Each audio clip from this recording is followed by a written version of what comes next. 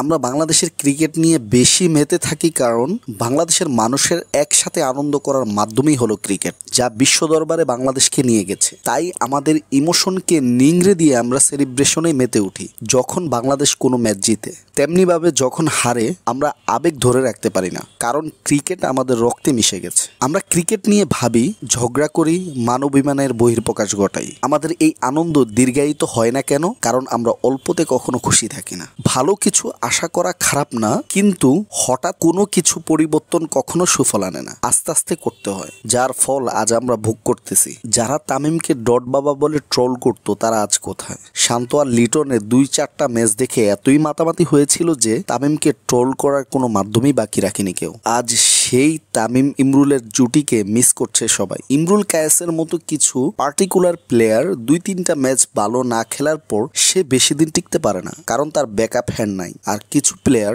সবসময় খারাপ খেলার পরও তাকে নিতে নিতে একসময় সুপারস্টার বানিয়ে দেওয়া হয়, কারণ তার পিছনে ব্যাকআপ হ্যান্ডে রয়েছে। ইমরুল কায়েসকে যে সিরিজে বাদ দেওয়া হয়, তার আগের সিরিজেও 300+ রান করার পরও হঠাৎ বাদ পড়ে গেলেন, আর কখনোই ফিরতে পারলেন না তিনি।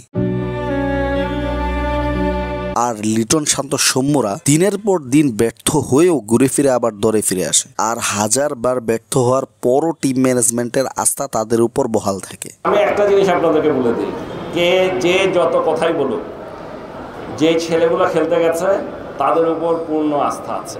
যখন টিম ম্যানেজমেন্টের এমন একতরফা মনোভাব থাকে, তখন ব্যর্থতা ঘুরে ফিরে আসবেই, আর সাধারণ দর্শক হতাশ হবে। টিম ম্যানেজমেন্টও জানে দর্শক ঘুরে ফিরে ম্যাচের আগে বসে যাবে খেলা দেখতে, একটা ম্যাচ কিংবা টুর্নামেন্ট জিতার আশা। এমন করেই দিনের পর দিন দর্শকের মন নিয়ে, ইমোশন নিয়ে খেলে যাচ্ছে আমাদের ক্রিকেট বোর্ড।